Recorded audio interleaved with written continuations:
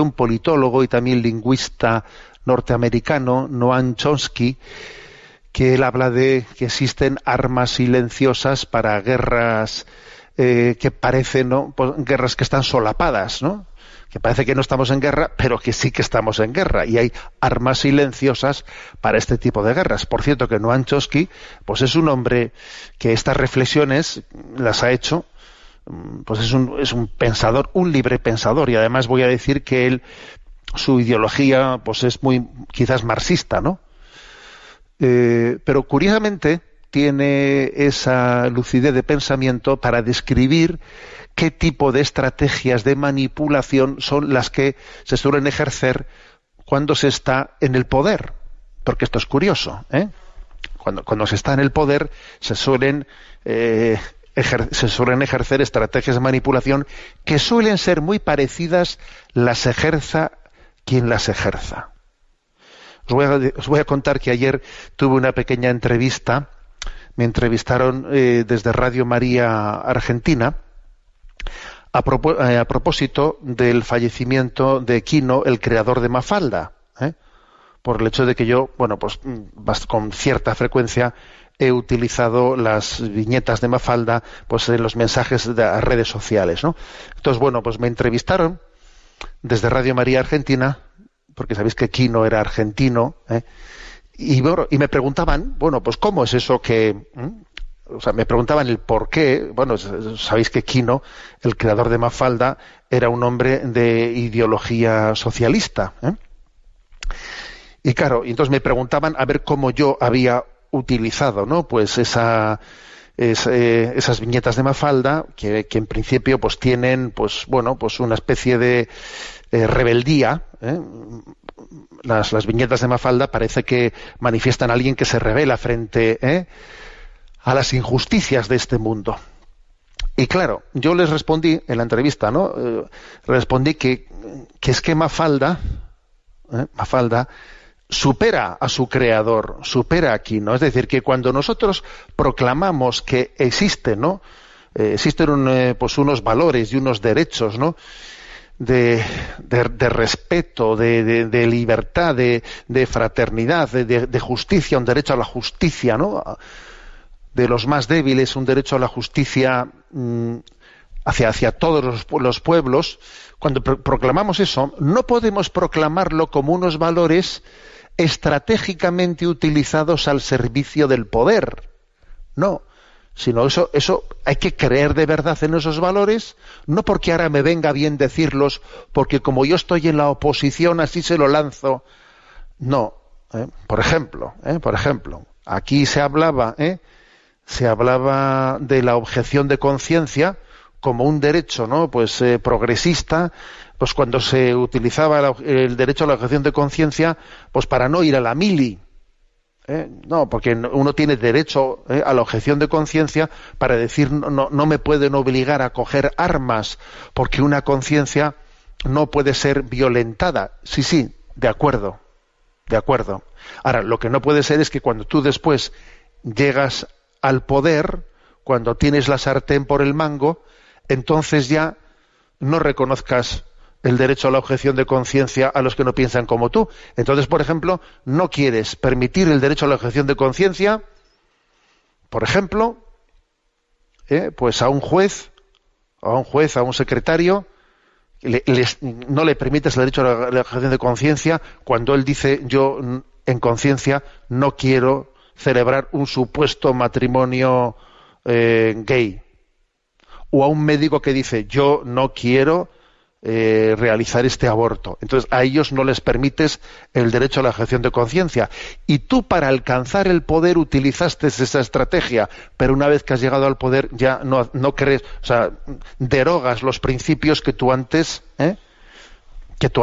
reivindicabas. Bueno, por eso en esa entrevista de Radio María Argentina yo les decía, es que claro, de lo que se trata es de si realmente creemos en la justicia. Si creemos en la lucha por la justicia, tenemos que defender esos valores independientemente de quién esté en el gobierno en cada momento, haciendo de los valores no una estrategia para alcanzar el poder, sino porque creemos en el bien común, creemos en la objetividad del bien común. Bueno, entonces decía que Noam Chomsky, bueno, pues él, yo creo que con bastante clarividencia, habló de que existen estrategias de manipulación. Hicimos ese programa sobre esas 10 estrategias, no lo voy a repetir ahora, pero quiero especialmente subrayar una, que además él la pone la primera estrategia de manipulación, la más frecuente, la que es tan vieja como la del pan y circo de los romanos, el pan y circo, es decir, ¿qué es la estrategia de distracción? Es desviar la atención del público de los problemas importantes. Y para que la gente no esté al tanto de lo que verdaderamente se está jugando en ese momento, pan y circo, para que la gente esté entretenida, decía él, ¿no? Es la técnica del diluvio o inundación de continuas distracciones, de informaciones insignificantes, para impedir a la opinión pública tomar conciencia de lo que verdaderamente se está jugando. ¿Qué es lo que se está jugando, no?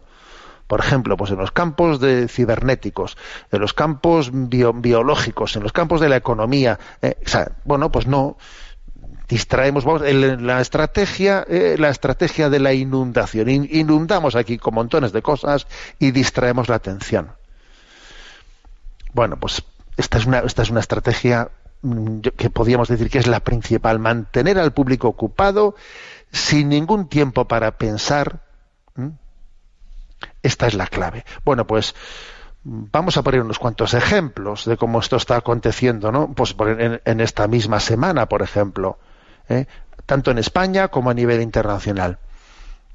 En España, bueno, pues es que ojo con lo que está ocurriendo con la tramitación de la ley de educación, porque, por ejemplo, ha ocurrido esta semana algo muy llamativo, que es que se ha rechazado la presencia, el PSOE y Podemos han vetado que en la Comisión de Educación del Congreso de los Diputados puedan comparecer pues representantes de la escuela concertada, de las escuelas privadas, en definitiva de la iniciativa social.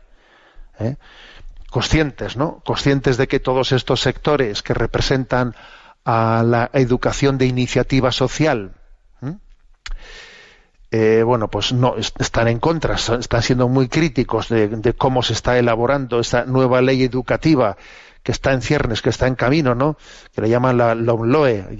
Vamos a aprender a hacer trabalenguas ya con tantos nombres de leyes educativas. Vamos a tener que hacer un curso de capacitación lingüística, LOMLOE, en la nueva ley. Bueno, pues como conscientes de que como son críticos, ¿qué es lo que han hecho? Vetar. Han votado, como son mayoría, no pueden venir aquí a la comisión. Han sido convocados para, fijaros, que no tienen capacidad más que de que en esa comisión del Congreso decir lo que piensan de cómo va el trámite de la ley. Bueno, pues no pueden ni siquiera ir a decirlo. Y luego lo curioso es que nos presentan, pues como que esta es una ley que se ha elaborado escuchando a todo el mundo. Se ha vetado esta semana, la presencia, el que puedan ser convocados para decir lo que piensan a los representantes de la escuela de iniciativa social de todo tipo, no únicamente la religiosa, sino la laica. O sea, aquí únicamente nos escuchamos a nosotros mismos, vamos, ¿no? Esa ha sido una noticia tremenda, que ha pasado bien desapercibida, ¿no?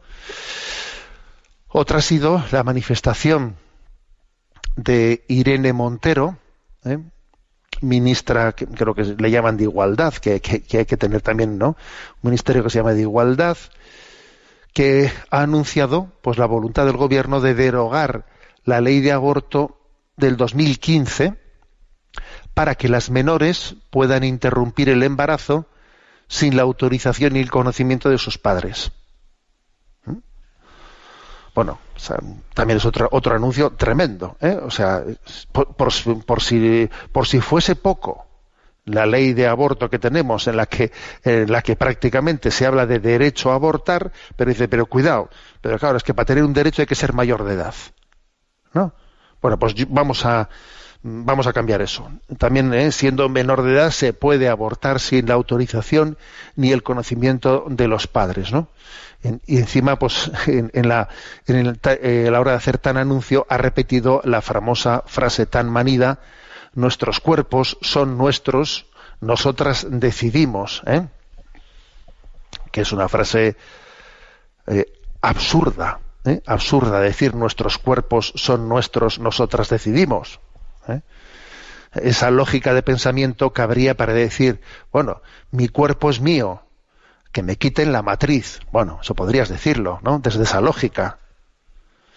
Ahora, decir, ¿no? Mi cuerpo es mío, pues este ser humano que tengo dentro de mí, me lo quito encima, eso no sirve. Ese ser humano que está dentro de ti, es un tú en ti. No eres tú, es un tú en ti. Es un tú que está en ti, pero no eres tú. Podrías aplicar la lógica de mi cuerpo es mío, que me quiten la matriz, vale. Pero aplicar eso para el aborto es olvidarte que existe un ser humano distinto a ti, que no eres tú, que está en ti, pero no eres tú. Sería como si alguien dijese, ¿no? Mi cuerpo es mío, yo no me pongo la mascarilla. A ver, ya sé que tu cuerpo tendrá su identidad, pero si tú no te pones la mascarilla en ciertas condiciones, estás condicionando a los demás. Bueno, pues exactamente no eso, sino mucho más, de una manera infinitamente más grave, podemos aplicar eso cuando se trata de acabar con la vida, repito, acabar con la vida, matar la vida de ese ser humano que está en el seno materno. Por lo tanto, recurrir a esa frase a estas alturas, ¿no? Nuestros cuerpos son nuestros, nosotras decidimos, es no haberse enterado pues de lo que es la objetividad de la vida. Es como decir, a ver, que nos vuelvan a matricular en primero de ciencias naturales, ¿no? Bueno, pero por desgracia, esto no es sino una consecuencia de estas dos noticias, que yo en redes sociales pues envié un comentario de estas dos noticias, pues diciendo que las dos confluyen en algo, y confluyen en la negación de la patria potestad de los padres, tanto a nivel educativo como en lo que es la tutela y la educación de sus hijas. Entonces, ¿en qué confluyen? Pues en comprobar cómo las dictaduras son enemigas acérrimas de la patria potestad de los padres. En el fondo, aquí el gran enemigo a batir es la familia. El gran enemigo a batir está siendo la familia siempre.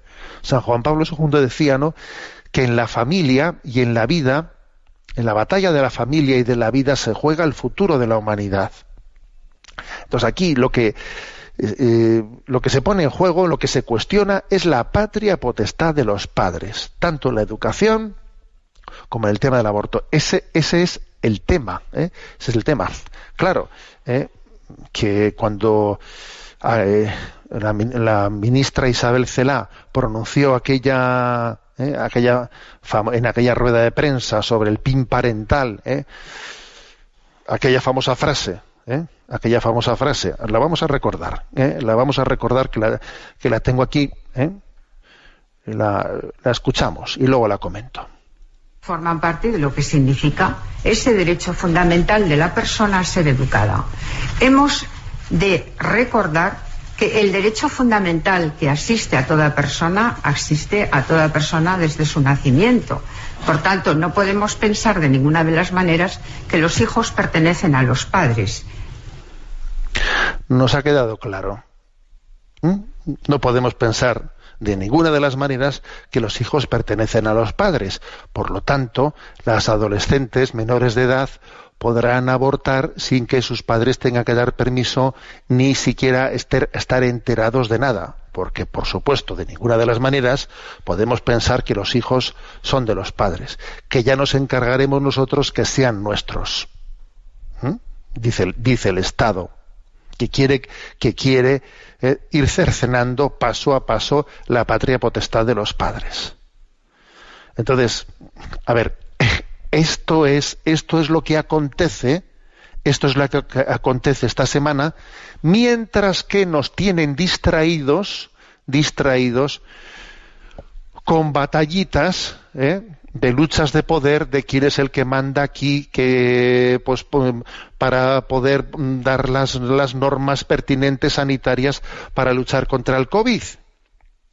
Que si estas normas yo no puedo darlas, tú sí puedes darlas, que es una estrategia que es una escenificación obscena de lucha por el poder, de a ver si esta competencia es mía, es tuya, yo puedo, si no puedes tú. Pero vamos a ver, pero si estáis dando un espectáculo absurdo de lucha por el poder, cuando obviamente tanto gobierno central como gobiernos autonómicos, pues las disposiciones que van tomando son completamente confluyentes, tendrán matices, pero todas van en la misma dirección, y sin embargo estáis montando pues un espectáculo de lucha por el poder, de quién es el que manda aquí, que no hay otra cosa, porque luego en la práctica las normas que se toman, repito, son totalmente confluyentes, van en la misma dirección, pero el caso es tener a la opinión pública totalmente distraída, mientras que ocurren estas cosas. Mientras que, claro, fijaros bien lo que está en juego, que los padres dejen de tener la patria potestad de sus hijos. Y mientras tanto nos distraemos con cuál es el recurso, ¿no? Pues a quién la gana del recurso, quién tiene derecho, tú no puedes hacer esto, tienes que tener una capacitación jurídica que tú sí tienes, tú no tienes, y nos tienen distraídos. Y esto que ocurre a nivel nacional pasa lo mismo a nivel internacional. Nos tienen completamente distraídos, que si el Trump para arriba, que si el Trump para abajo, que si ha salido, que si se ha asomado por el coche, que si por la ventana, que si tenía la mascarilla puesta, que si no tenía la mascarilla puesta.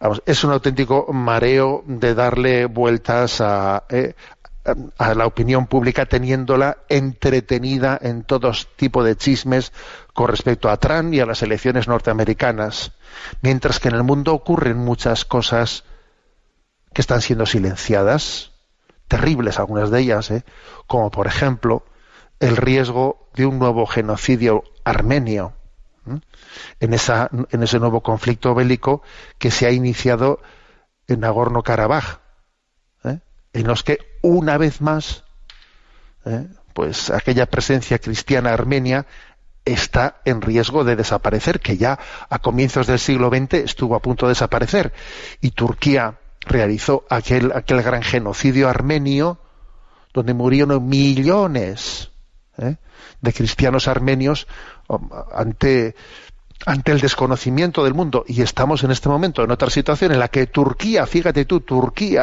miembro de la OTAN, miembro de esta configuración europea, Turquía está atacando y además sirviéndose también de comandos islamistas, de comandos terroristas que han venido de Medio Oriente para atacar bajo la estrategia del ejército turco Armenia. Y esto está pasando y nos tienen entretenidos con que Trump sube al coche, baja al coche, me pongo una mascarilla, me la quito. Repito, la estrategia de la distracción es la estrategia más recurrente. Lo del pan y circo, esto lleva ya 2000 años, y por eso, fijaros bien, por eso yo he comenzado el programa de hoy diciendo que estamos en la maratón, que tenemos que apostar, ¿no?, por un proyecto como el de Radio María que pone el ojo, ¿no?, pone el ojo en lo sustancial, en lo fundamental, hacia dónde están orientados los corazones. Por eso es tan importante el poder tener un proyecto comunicativo, un proyecto comunicativo que esté absolutamente fuera y alejado de estas estrategias de manipulación de masas, ¿no? Y esté puesto al servicio, bueno, pues de ser luz para la humanidad, ¿no?